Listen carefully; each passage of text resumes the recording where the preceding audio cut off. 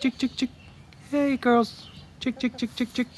They're checking out their new chicken coop. It's not done. It's not done, but this is going to be their new chicken coop. Got 6-panel design. Kind of a, let's call it a pup tent design. I went with very simple. I wanted something very simple, easy to build, portable, so we can move it around the yard. We got hinges on these 2x2s, so we can just fold them up. I won't fold it up with the girls inside there, but whenever we need to, we can just fold them up and move them around. And I'll show you the process of how we've put this together so far. I think they're gonna like it. All right, this is our current chicken coop.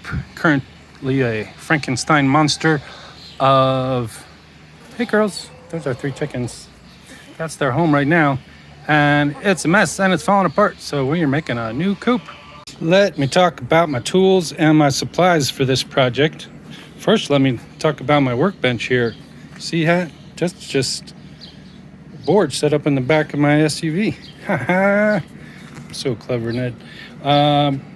We got 2x2s, treated 2x2s.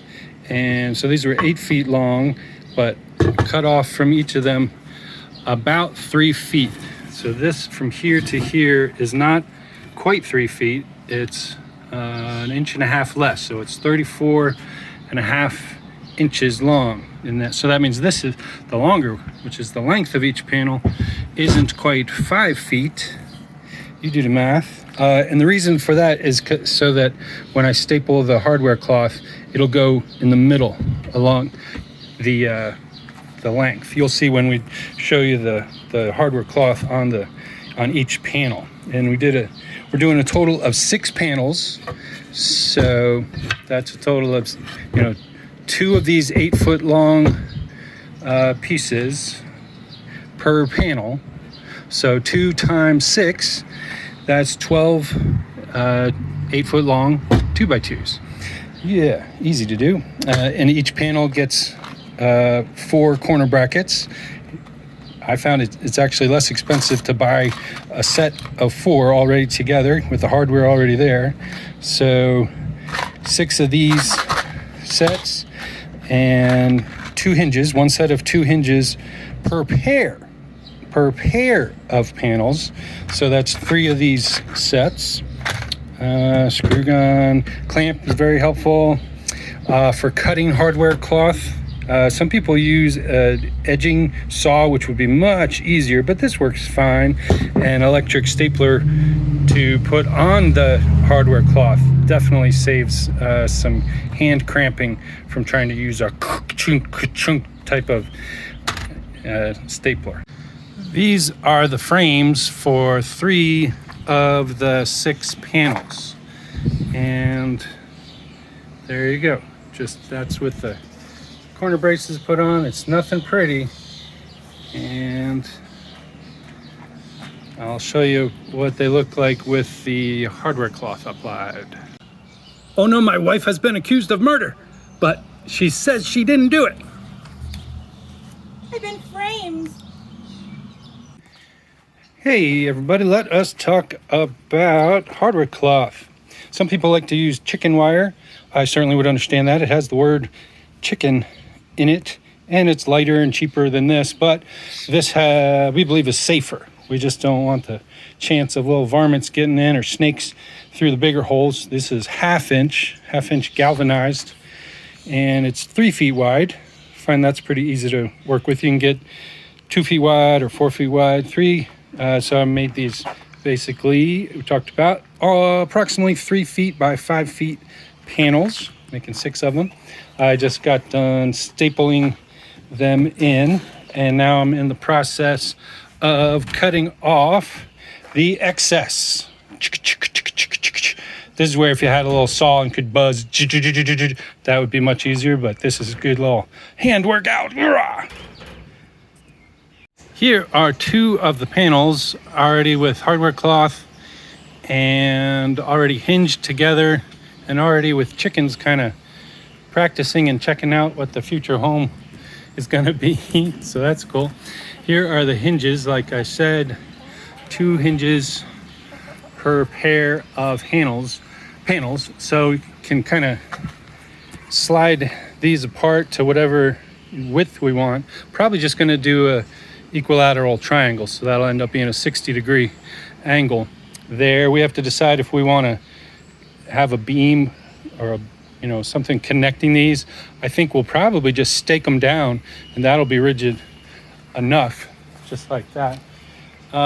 Just to go over the dimensions, the hardware cloth itself is 36 inches across. So 36 inches from the middle of this one to the middle of this one, 2x2. So that's why we cut this 34.5 inches from there to there. So it could hang over right in the middle of this. And keep in mind, this 2x2 is basically 1.5 inches wide.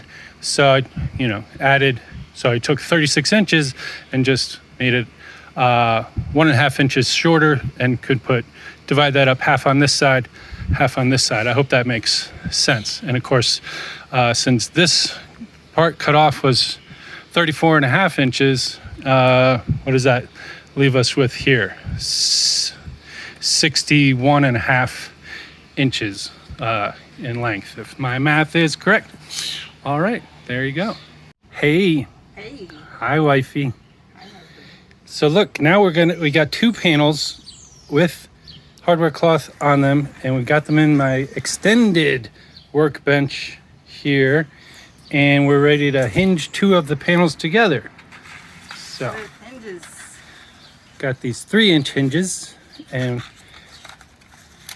lovely Queen Mary, she is my queen, and she is Mary. So just kind of show them where we're gonna put them. Yeah, Just like like there that. and there. Screw them in, and hope that the first TP we made with the first 2 panels worked fine. So hopefully these will work fine too.